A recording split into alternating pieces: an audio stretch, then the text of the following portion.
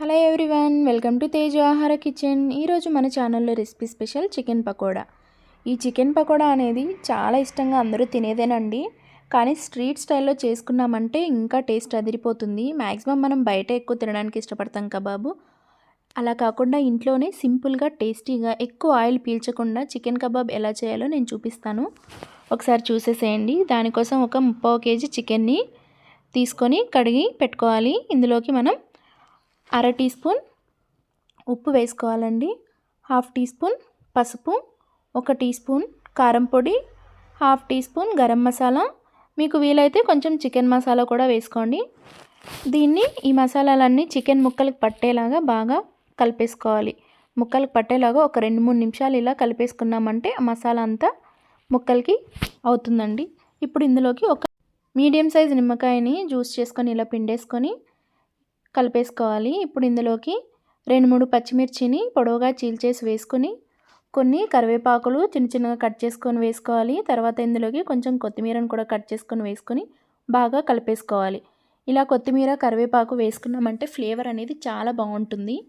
తర్వాత ఇందులోకి మనం 1 టీ స్పూన్ అల్లం వెల్లుల్లి పేస్ట్ వేసుకొని కలిపేసుకోవాలి. ఇప్పుడు ఇందులోకి మనం 2 టేబుల్ స్పూన్ల బియ్యపిండిని, 2 టేబుల్ స్పూన్ల కార్న్ఫ్లోర్.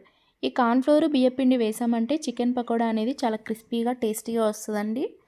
అందుకోసమనే కొంచెం కార్న్ఫ్లోర్ కూడా నేను ఎక్కువ వేసాను, 2 టేబుల్ స్పూన్లు వేసుకున్న తర్వాత దీన్ని ఒక 10 నిమిషాలు పక్కన పెట్టేసి ఇప్పుడు ఒక కడాయి తీసుకొని ముక్కలు మునిగే వరకు ఆయిల్ని వేసుకొని హీట్ చేసుకోవాలి. మీడియం ఫ్లేమ్ మీద వేసుకొని హీట్ చేసుకోవాలండి.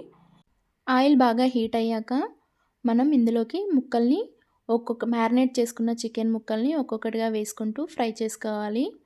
ఒకసారి వేసాక 1 నిమిషం పాటు కదపకుండా అలానే ఫ్రై చేయాలండి. తర్వాత స్లోగా ఇలా కలిపేసుకుంటూ ఫ్రై చేసుకోవాలి. ఒక 2-3 నిమిషాలు ఫ్రై చేసామంటే చికెన్ కబాబ్ అనేది రెడీ అయిపోతుంది. ఇప్పుడు మనం రెండోసారి కూడా ఇలా ముక్కల్ని వేసుకొని బాగా ఫ్రై చేసుకోవాలి. హై ఫ్లేమ్లోనే పెట్టి ఫ్రై చేసుకోవాలండి స్టార్టింగ్లో.